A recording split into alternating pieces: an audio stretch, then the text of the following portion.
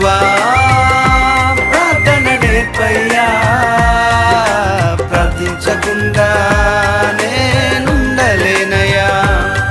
నీ పాదాలు తడపకుండా నా పయనం సాగదయా, నీ పాదాలు తడపకుండా నా పయనం సాగదయా.